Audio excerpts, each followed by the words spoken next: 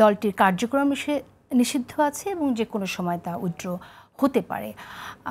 আমরা দেখলাম যে আইন উপদেষ্টা বলেছেন অদূর ভবিষ্যতে এই কার্যক্রম নিষেধাজ্ঞা যেটা আছে এটা বাতিল হবার কোনো সম্ভাবনা নেই। আমার প্রশ্ন আপনার কাছে যে এই যে আমরা জানি যে দলটির কার্যক্রম নিষিদ্ধ করা আছে এবং আমরা শুনছি যে বিচার না হওয়া পর্যন্ত কার্যক্রম নিষিদ্ধ থাকবে এবং বিচার হওয়ার পর সিদ্ধান্ত হবে দলটি নিষিদ্ধ হবে কি না, এই আলোচনাটি আছে, এই বয়ানটি আছে। আপনি কি মনে করেন যে আমরা কি আসলে সেদিকেই যাচ্ছি নাকি একটা আন্তর্জাতিক প্রেশার আছে, যে প্রেশারের কারণে এইভাবে প্রধান উপদেষ্টাকেও বলতে হয় যে যে কোনো সময় এটা উইথড্র করা যেতে পারে বা হতে পারে এবং বাংলাদেশের মাটিতে আইন উপদেষ্টা এভাবে বলেন যে আসলে সেই সম্ভাবনা অদূর ভবিষ্যতে নেই? দেখুন, আমার কাছে মনে হয় যে বিষয়টি এর মধ্যে কিছু টেকনিক্যাল বিষয় রয়েছে।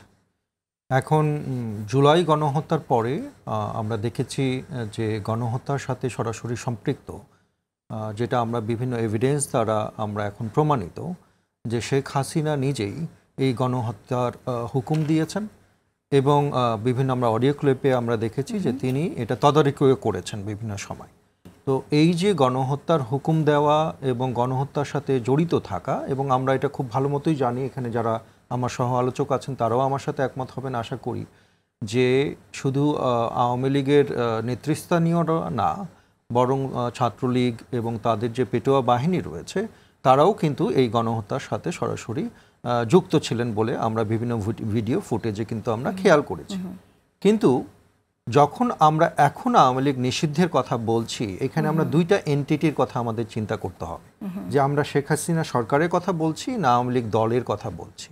তার মানে ক্ষমতাসীন দল এবং ক্ষমতাসীন সরকার তো নিষিদ্ধ করা যায় না, নিশ্চয়ই দলের কথাই আমরা বলছি। নিষিদ্ধ যখন সেই সময় যখন সরকারের যে অ্যাডমিনিস্ট্রেশন থাকে, সেই অ্যাডমিনিস্ট্রেশনের সাথে যারা ক্যাবিনেটে যারা মেম্বার ছিলেন, যারা ডিসিশন মেকিং এর সাথে জড়িত ছিলেন, তাদের বিচার আপনি করতে পারবেন। অতএব এটা নিষিদ্ধ প্রশ্ন না, এটা বিচারের প্রশ্ন। কিন্তু দল হিসাবে যখন আওয়ামী লীগকে আপনার নিষিদ্ধ করতে হবে, তখন আমাদের প্রমাণ করতে হবে যে দল হিসেবে আওয়ামী লীগ এই গণহত্যাকে বৈধতা দিয়েছে, এই গণহত্যাকে অনুমোদন দিয়েছে। এটা একটা টেকনিক্যাল বিষয়। আমরা যারা বাংলাদেশে থাকি আমরা তারা জানি যে ক্ষমতাসীন দল আসলে ক্ষমতাসীন সরকারের সাথে যে ডিস্টিংশনটা, সেই ডিস্টিংশনটা খুবই ব্লাড, তাদের মধ্যে খুব একটা বেশি ডিস্টিংশনটা থাকে না, কারণ ক্ষমতাসীন যে দল সেটাই আসলে সরকারে পরিণত হয়, এটা আমরা খেয়াল করে দেখেছি। যে কারণে আসলে আমরা জানি যে গণহত্যার সাথে জড়িত যখন আওয়ামী লীগ হয়েছে, তখন দলও হয়তো সেটার জন্য এক ধরনের দায়ভার তাদের বহন করতে হবে। কিন্তু ডক্টর মোহাম্মদ ইউনূস যখন ইন্টারন্যাশনাল অডিয়েন্সের সাথে এই বিষয়ে আলোচনা করছেন, তখন আসলে এই দুই ডিস্টিংশনে এক করে ফেলাটা বাংলাদেশে যেটা সম্ভব সেটা বোঝানো কিন্তু ইন্টারন্যাশনাল অডিয়েন্সকে বা ইন্টারন্যাশনাল হোস্টকে একটা কষ্টকর প্রক্রিয়া হিসেবে দাঁড়ায়। এখন আমার প্রশ্ন হচ্ছে যে ভবিষ্যতে আমরা কি করব? আসলে ভবিষ্যতে আমরা দল হিসাবে তাদের নিষিদ্ধ করব, তাদের সমস্ত সমর্থককে আমরা রাজনীতি তাদের আমরা কিভাবে ডিল করব তাদেরকে?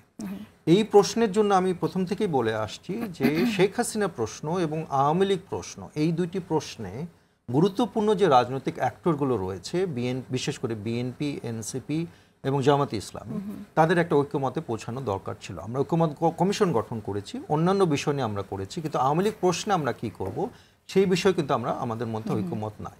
আমার যে সাজেশন বা আমার কাছে যেটা মনে হয় সেটা হচ্ছে শুধুমাত্র একটি এক্সিকিউটিভ অর্ডার দিয়ে আওয়ামী লীগকে বা আওয়ামী লীগ দলকে নিষিদ্ধ করলে আওয়ামী লীগ আবার ফিরে আসবে। কারণ আওয়ামী লীগ দল একটা আইডিওলজির ওপরে ভিত্তি করে প্রতিষ্ঠিত। অনেকে বলেন যে আওয়ামী লীগের যে আইডিওলজি সেটা একটা কাল্টের মতো আইডিওলজি, সেটা একটা ধর্মের মতো আইডিওলজি।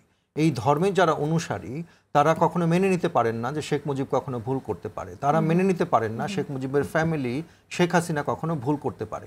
যে কারণে এত গণহত্যার পরও আপনি দেখবেন যে আওয়ামী লীগের নেতাকর্মীদের মধ্যে কিন্তু আমরা খুব বেশি অনুশোচনা দেখতে পাই না, তারা একটা ডিনায়ালের মধ্যে বসবাস করেন। এই কারণে প্রথম যে যুদ্ধটা, প্রথম যে কাউন্টারটা, সেটা আমাদের করতে হবে এই ন্যারেটিভের বিরুদ্ধে, এই আইডিওলজির বিরুদ্ধে, এবং সাধারণ সমর্থকদের আমাদের বোঝাতে সমর্থ হবে যে এই শেখ হাসিনা যে সরকার সেটা ভুল করেছে। কিন্তু আমরা যদি খুবই ব্যান্ডএইড দিয়ে আপনি ক্যান্সারের চিকিৎসা করতে পারবেন না। আমরা যদি শুধুমাত্র নিষিদ্ধ করে আমরা ছেড়ে দিই, তাহলে কিন্তু আওয়ামী লীগ আবার ফিরে আসবে এবং হয়তো শক্তিশালী হয়েই ফিরে আসবে।